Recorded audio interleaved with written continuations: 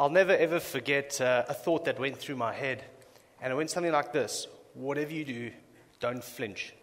It's going to hurt. Just don't cry. There'll be plenty of time to cry later. We were sitting somewhere thousands of kilometers from home in the middle of Siberia, and I was staring down the business end of a set of bruised knuckles from a Russian policeman or mobster. He looked more like a mobster. And he was holding my passports in his hand, and he was gesturing with his fist that the next shot would not miss and that I would lose my teeth.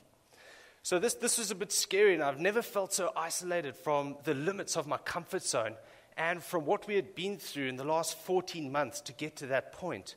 That was saying quite a lot. But it's funny where ideas come from and where they can take you if you put your mind to it. So in 2007, my partner Linda and I were sitting in our tent in Gabon on the border of Congo, and it was raining, and we were about to leave on a walk down to the Congo border to tag leatherback turtles with GPS devices and fin tags, etc. And it was in this environment. There were, elephants on the beach, there's gorillas in the trees, there's just no people, and it's wild. And it's this environment that we had our idea. It was a crazy idea, an ambitious idea, but it was our idea. We decided to take the next 2 years of our lives, drop everything, and live in our car, nicknamed Johnny, which was no more really than a 2x4 box on the back of our Land Cruiser. And what we planned to do was to drive from Cape Town to Tokyo, Japan, and back. All right, so through West Africa, all the way through Russia and to Japan. We had no filming experience, we had no mechanical skills, we had no backup teams, no film crews, and I had no inoculations. And to put into perspective, we had so much camera equipment and diving gear, dry suits, wetsuits, you name it, that every night when we parked our car, we had to unpack the back, put it in the front, just so there was enough place for us to sleep. So we did that for 2 years. But as everything that sort of tends towards the unthinkable, our journey was inspired by our friends, the eco guards from Gabon, who worked with passion and dedication despite some pretty intense obstacles.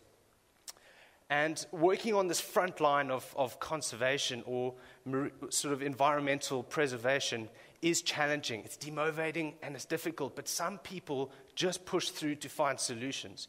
We wanted to find these people or those people all around the world. We wanted to film and tell their stories and show it globally. That was our goal. So we left on a journey, on an epic journey.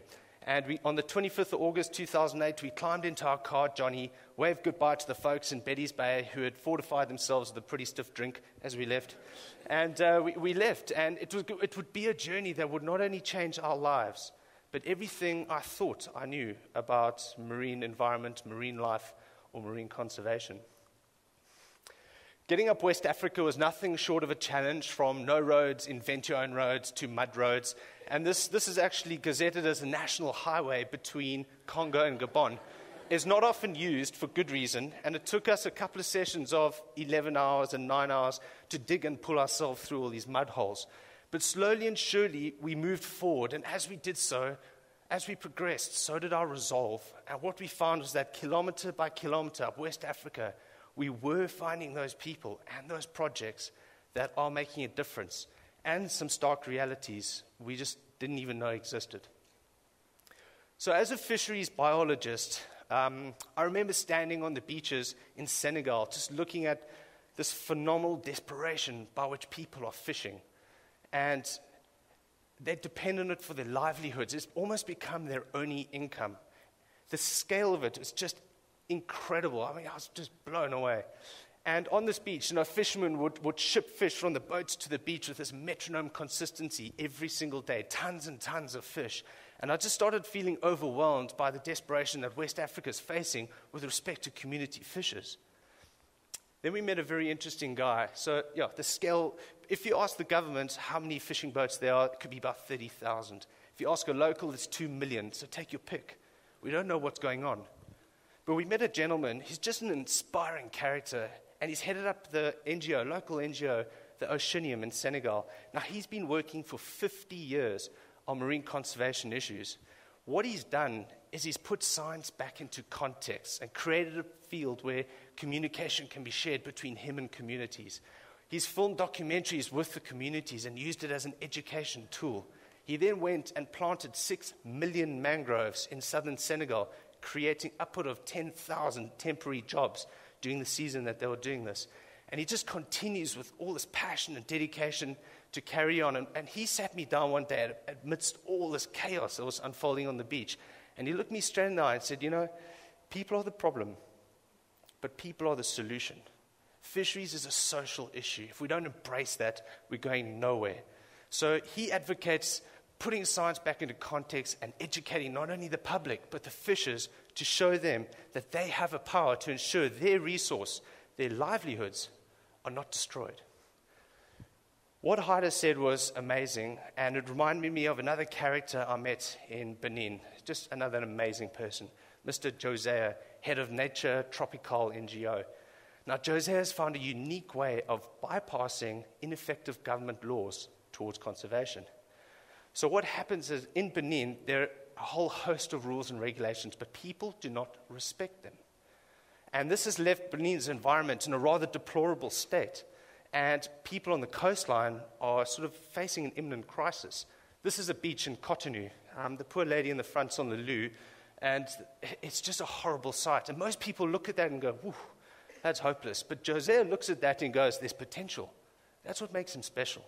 So he found that in Benin, there are these little pockets of land all over the country that wildlife survives in, and that they're managed very well, but not by conventional law, but by the very spiritual boundaries of voodoo. People respect voodoo. They don't respect the normal laws.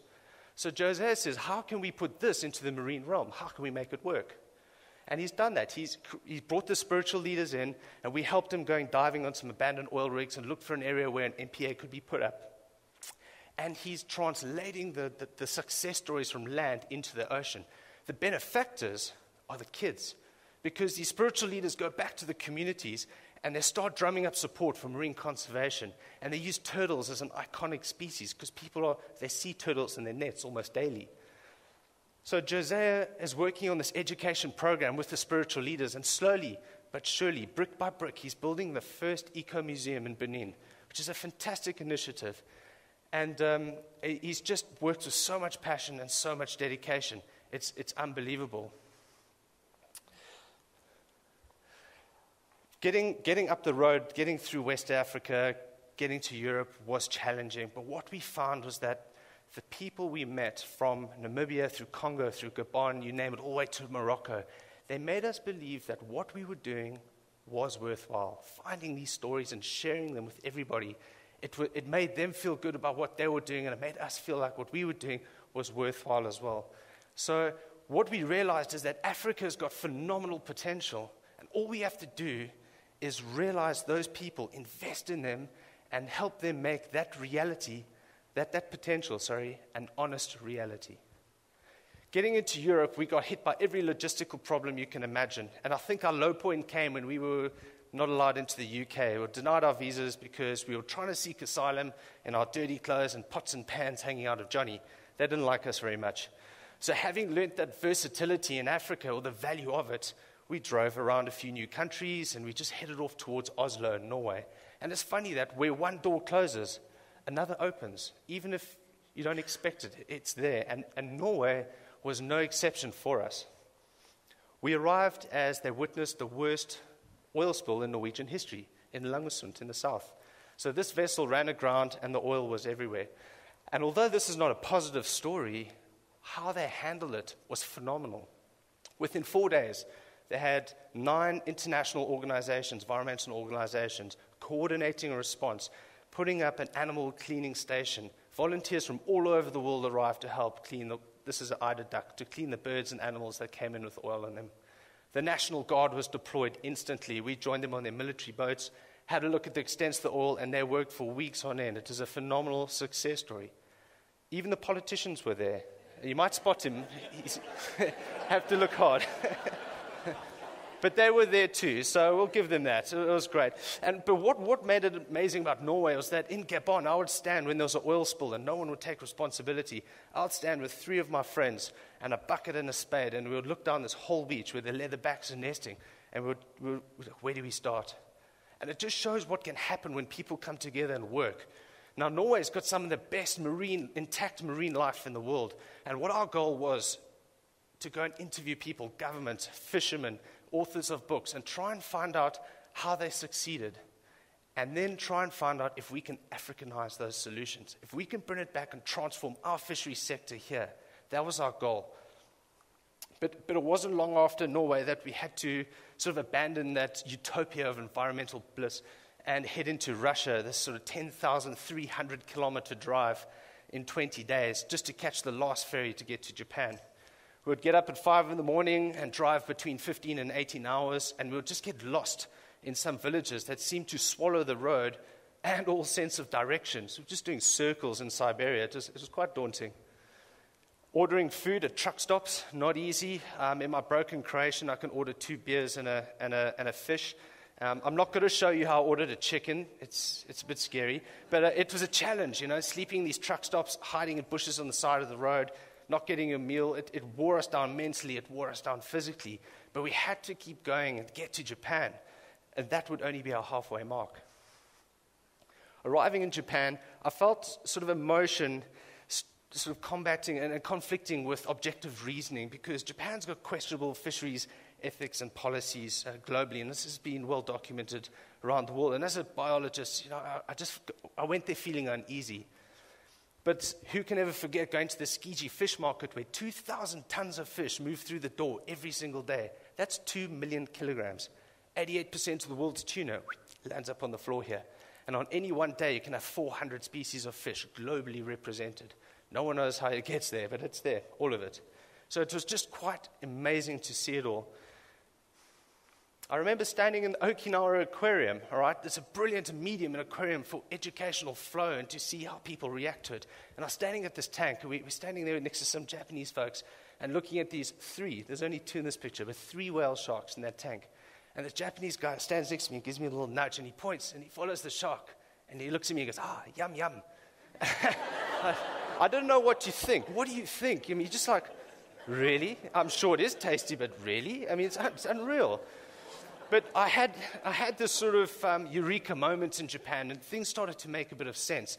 And it happened after the release of the Cove documentary, where we were actually in Japan when they released it. And this is that covertly filmed documentary about dolphin slaughters. So there we were with our cameras and no license. It got a bit interesting. But we had a great chat to an amazing woman, a Japanese scientist. And she said that change must come from within in Japan. We cannot just go and force Western ideologies on Japan. It will not work. The reason 30 million people live in Tokyo with really well-structured environment and 122 million people can survive in Japan is because when the government says something, we respect it and we listen to it and we agree with the government. And that's how the society works. What you need to do is understand the culture before you can criticize it. She advocates that what we need to do to create change in Japan is to create an information base where Japanese people themselves can learn and be educated in global fisheries, which is definitely not the case at the moment. And then slowly but surely, person by person, the Japanese will change. We don't enforce it on them. And it's a great lesson to learn from her in Japan.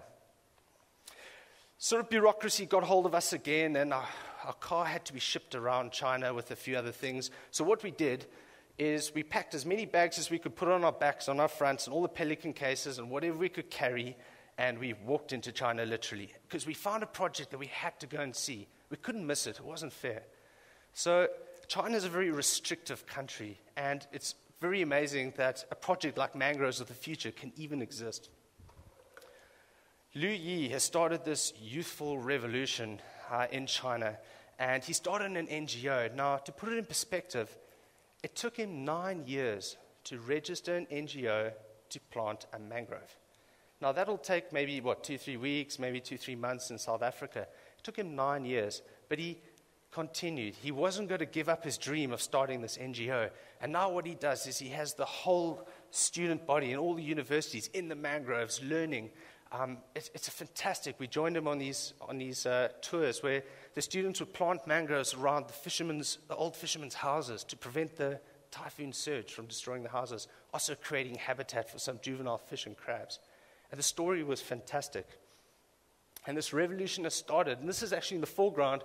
There's a bit of mangrove where Lu Yi is doing his work.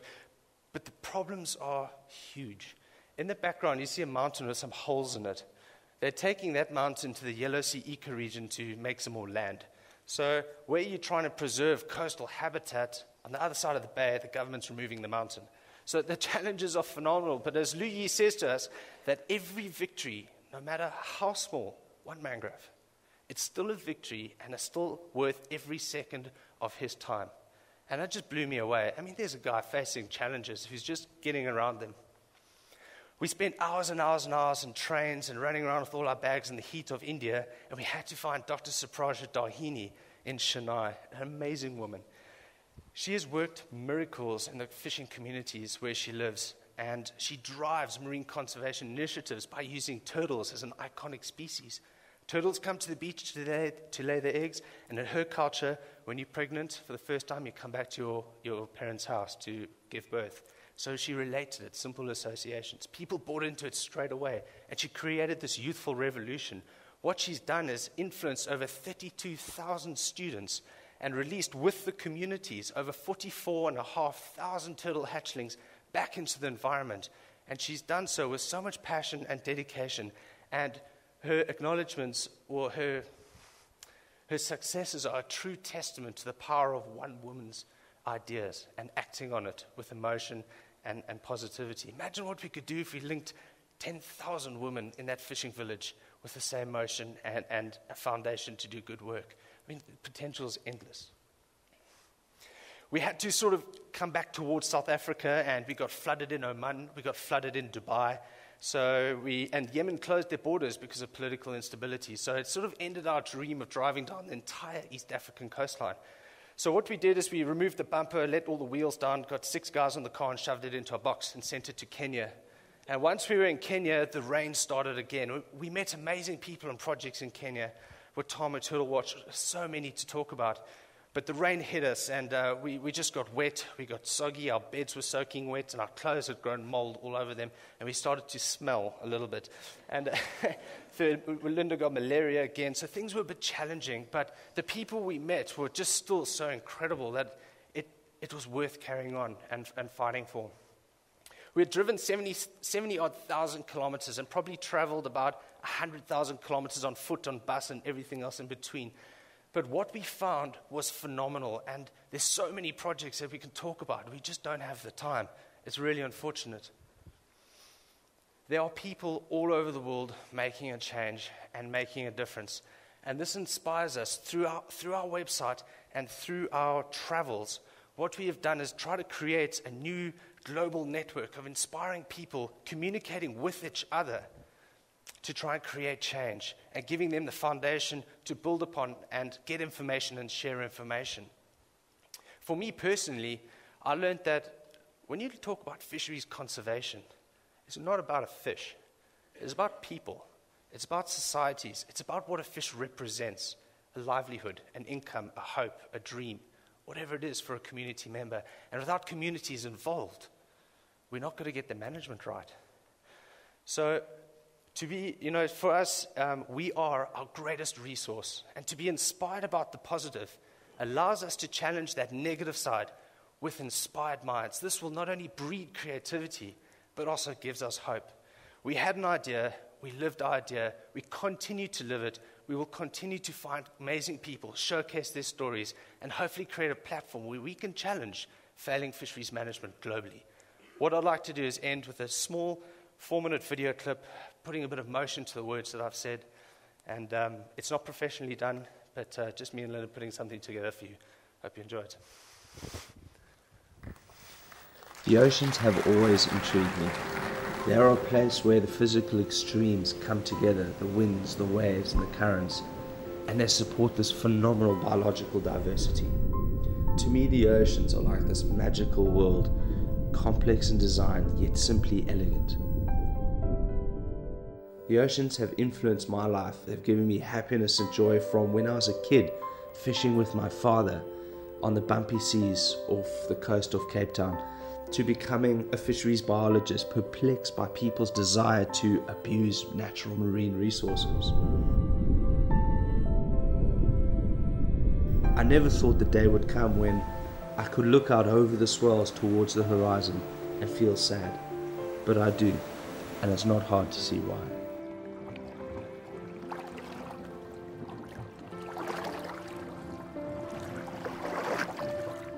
It's not that we're dealing with a resource that might be in trouble in the future, we're dealing with a resource that's in trouble right now. We talk always about managing animals or plants, but overexploitation is really about people mismanagement. The problem is when we fish too much fish, when resources decline, when food security becomes a problem, the social consequences will be severe. Competition is so bad and fisheries has gone down so much that we yearly get between 2 and 10 murders on this lagoon between fishermen. They don't understand that we are coming to them with a humanitarian crisis. And it's just a huge demand for fish. People want to eat fish in this part of the world. Not just fish, but shrimp, cuttlefish, exotic fish. The more exotic, the rarer it is, the more expensive it is, better to buy.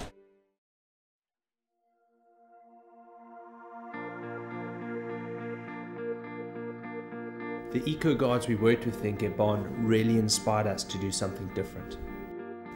They worked with passion and dedication, and we needed to find more people like them around the world. So Linda and I left on an epic journey. The perils of being on the road as well. Sometimes you just want to be at home with your own stuff where you can just feel ill and not, not like this in some foreign place.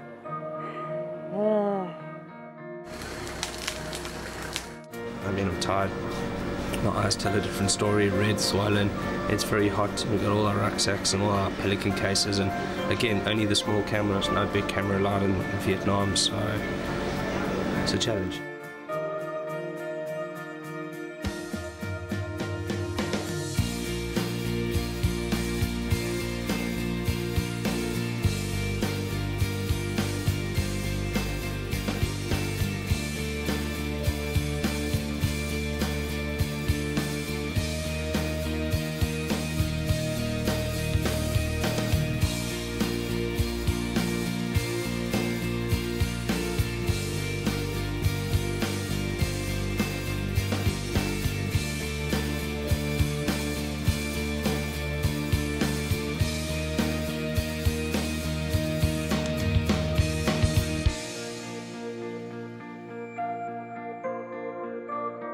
People is a problem, but people is a solution.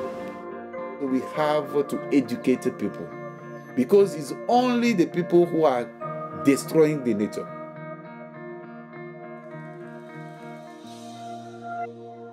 Whatever happens, never give up.